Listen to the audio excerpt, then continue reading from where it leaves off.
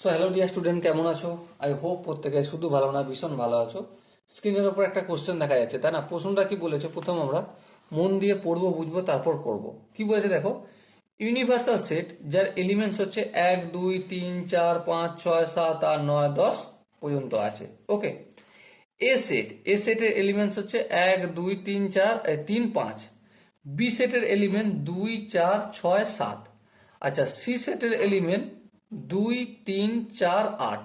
জিজ্ঞাসা করেছে কি? জিজ্ঞাসা করেছে আমাকে সি মাইনাস এ এর কমপ্লিমেন্ট কত, সেটা আমাকে জিজ্ঞাসা করেছে। বেশ, আমি কমপ্লিমেন্ট পরে বের করব, আগে আমি নির্ণয় করি সি মাইনাস এ। দেখো, সি মাইনাস এ কে আমি এভাবে লিখতে পারি, সি সেট মাইনাস মাইনাস কি মাইনাস অফ সি ইন্টারসেক্ট এ। হ্যাঁ, ঠিক। সি সেটের কি কি এলিমেন্টস আছে? সি সেটের এলিমেন্টস আছে, দেখো এখানে 2 3 4 8। লিখে দিই 2 3 4 8। মাইনাস করব, কাকে কাকে মাইনাস করব? সি সেট আর এ সেটের মধ্যে যেগুলো কমন সেটাই মাইনাস করব, এটাই তো নিয়ম। হ্যাঁ, তাহলে সি আর এর মধ্যে কি কি কমন আছে দেখেন, 1 2 3 5, এখানে 2 3 4 8। তাহলে এখানেও 2 আছে, এখানেও 2 আছে, এখানেও 3 আছে, এখানেও 3 আছে। তাহলে 2 আর 3টাকে আমি মাইনাস করব। তাহলে কি পেলাম?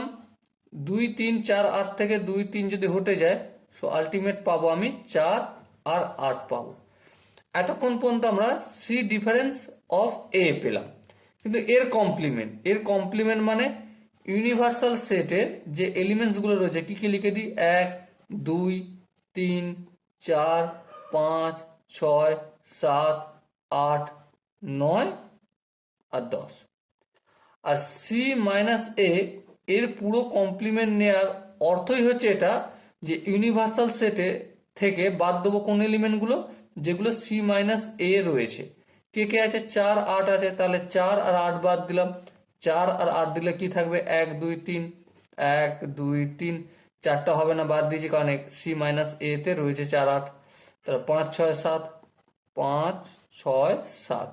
তার 8টা হবে না, 9 10। এই 9 10। এবারে এখানে যে 4টা অপশন আছে, দেখো অপশন এ দেখো 1 2 3 4 নেই, 5 6 7 8 নেই, 9 10। তাহলে এটার সঙ্গে অপশন এ ম্যাচ করছে, অপশন এটা হবে আমাদের সঠিক আনসার।